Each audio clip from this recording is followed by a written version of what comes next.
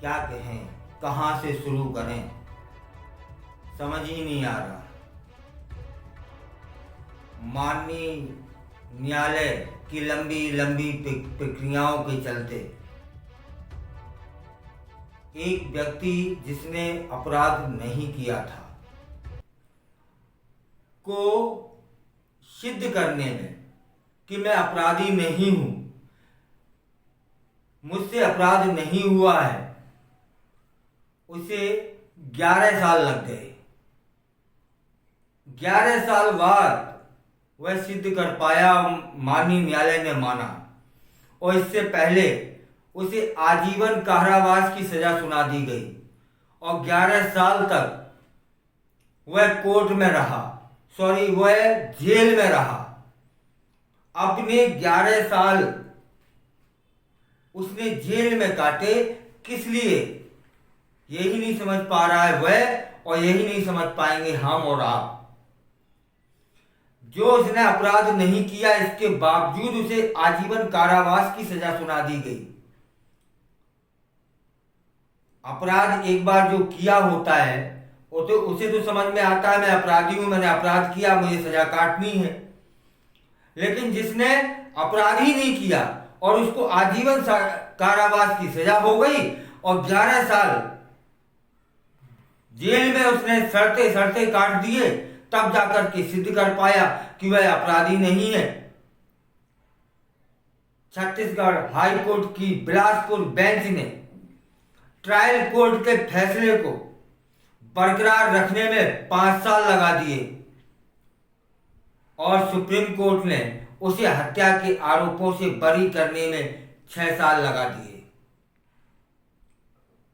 तब जाकर के कहीं वह 11 साल बाद सिद्ध कर पाया कि वह अपराधी नहीं है, उसने अपराध नहीं किया है। अब इसको विस्तार से जानते हैं।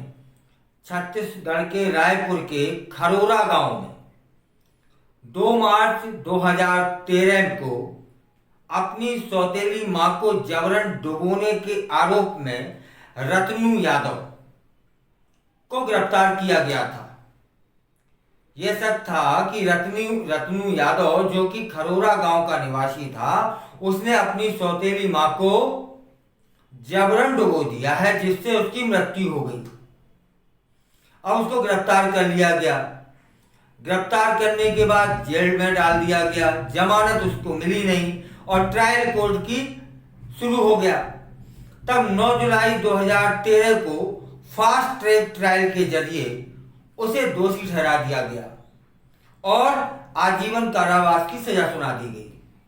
इसके बाद यह केस हाई कोर्ट पहुंचता है। हाई कोर्ट ने 7 अप्रैल 2018 को ट्रायल कोर्ट के फैसले को बरकरार रखा। उसके लिए कोई वकील भी पेश नहीं हुआ था।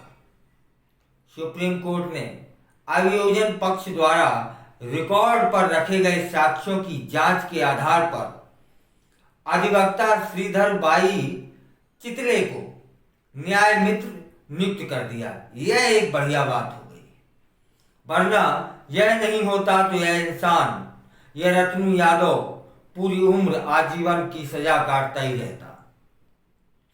चितले ने जब अपना पक्ष रखा तो बोले कि पोस्टमार्टम रिपोर्ट में संकेत मिलता है कि मौत डूबने से हुई है, लेकिन अभियोजन पक्ष ने यह साबित करने का कोई प्रयास नहीं उठाया कि हत्या है।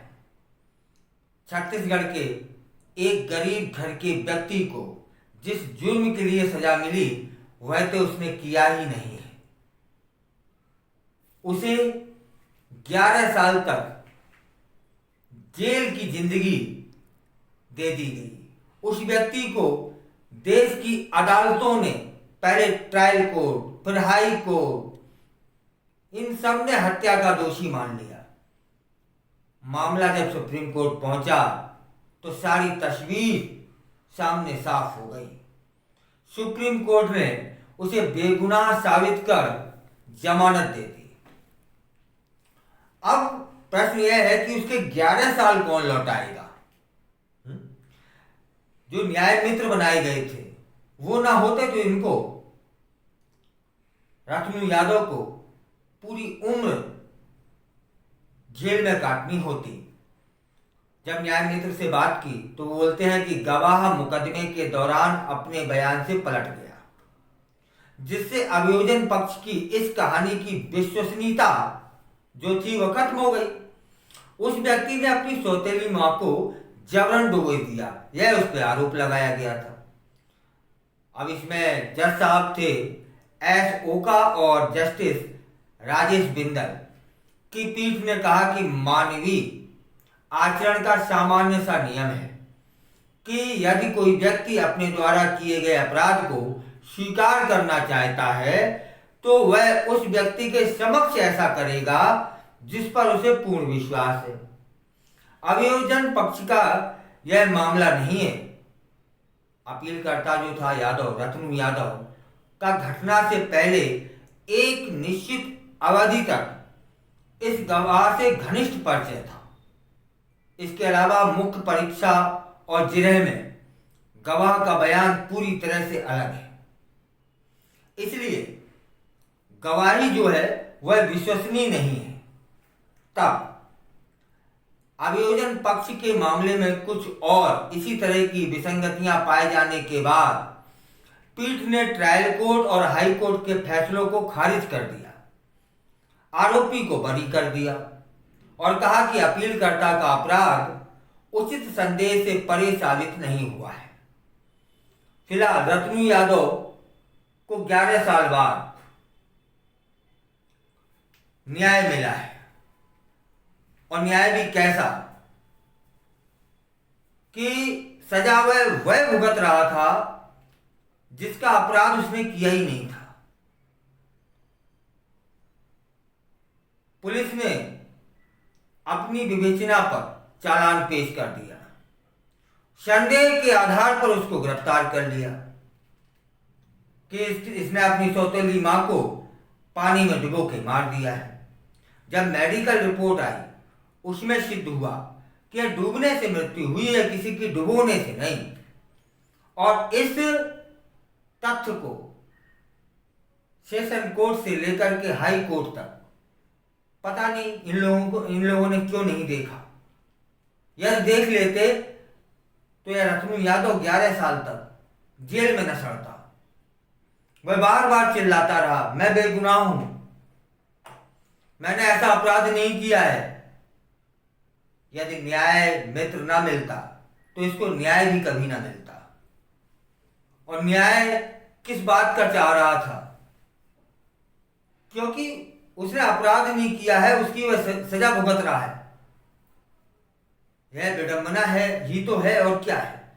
फिलहाल 11 साल बाद वह व्यक्ति अपने को सिद्ध कर पाया कि मैंने अपराध नहीं किया था, और जिन्होंने आरोप लगाए थे वह सिद्ध ना कर पाए कि इसने अपराध किया है। अब क्या उन पर, जिसने इस रतनू यादव के 11 साल खत्म कर दिए, उन पर कोई कार्रवाई नहीं होनी चाहिए क्या? उन जिन्होंने आरोप लगाए थे, जिन्होंने झूठे आरोप लगाए थे, और ये कोर्ट की प्रक्रियाएं सेशन कोर्ट से लेकर के हाई कोर्ट तक न समझ पाई कि वह बेगुनाह है। चलो तसल्ली इस बात की है कि 11 साल बाद भी माननीय सुप्रीम कोर्ट ने माना समझा कि वह सजा इस चीज की काट रहा है जो अपराध उसने किया ही नहीं है। फिलहाल रायपुर के रतनू यादव 11 साल बाद बरी हुए हैं, जमानत मिली है और सुप्रीम कोर्ट ने बरी कर दिया है। उन्हें 11 साल बाद वापसी का रास्ता मिला है। इससे संकेत मिलते हैं कि जो इस तरह के लोग हैं जिन्हें लगता है कि हमने अपराध नहीं किया, हम फिर भी सजा काट रहे हैं, उन्हें प्रयास करने चाहिए। कोई तो होगा जो सुनेगा, कोई तो होगा जो तुम्हें समझेगा, तुम्हारी सत्यता को जानेगा। माननीय न्यायालय ने समझा है।